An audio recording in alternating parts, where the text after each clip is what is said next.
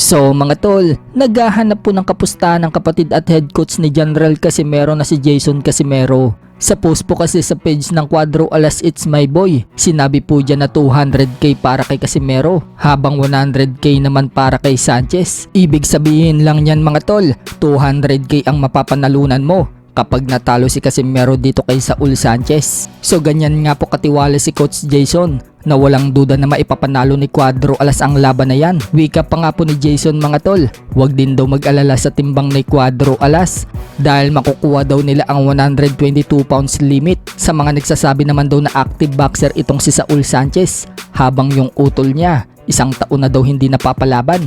Wag din daw mag-alala mga tol, kahit isang taon daw hindi napalaban si Cuadro Alas, tuloy-tuloy naman umano ang pagpapawis nito. Basta ang masasabi lang daw niya mga tol, kapag nakapaghanda daw si Cuadro Alas, talagang kahit sinong kalaban, pababagsakin daw ng utol niya. Naging mahigpit nga din mga tol ang team Casimero. Wala mga fans na nakakapunta sa tinutuluyan ni Cuadro Alas para makapagpa-autograph o makapagpa-picture kay Casimero. Iniiwasan kasi nila mga tol yung nangyari noong nakaraang taon, kung saan kinakatok pa ng mga fans si Casimero sa tinutuluyan niyang bahay.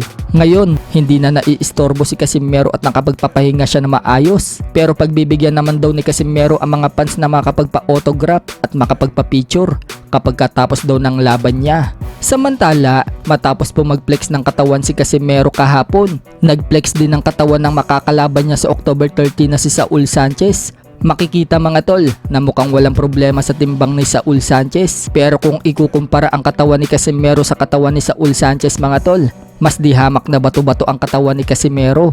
2 linggo na lang mga tol, magaganap na po ang laban na yan.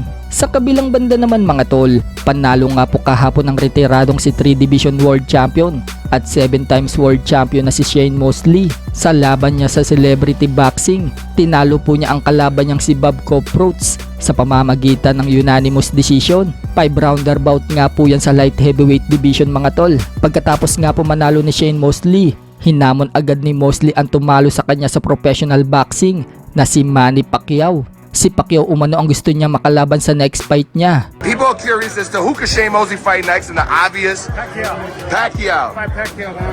Nang tanungin naman si Mosley mga tol, ayaw daw ba niyang labanan si Oscar De La Hoya? Sagot ni Mosley mga tol, hinahamon nga din daw niya itong si De La Hoya, pero mukhang ayaw daw lumaban sa kanya. Marami nga daw sinasabi sa kanya si De La Hoya, kaya kung gusto daw ni De La Hoya, maglaban na lang daw sila sa boxing. Matatandaan mga tol na binanatan po ni Oscar De La Hoya sa social media itong si Mosley bago ito lumaban sa celebrity boxing.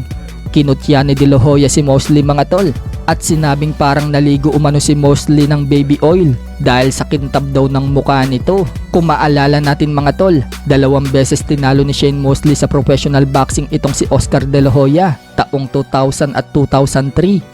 Unang laban nila mga tol, tinalo ni Shane Mosley si De La Hoya via split decision. At sa rematch mga tol, tinalo muli ni Shane Mosley si De La Hoya via unanimous decision. Pero ngayon mga tol, mukhang malabong labanan ni De La Hoya sa exhibition si Mosley. Focus na kasi si De La Hoya mga tol sa pagiging promoter.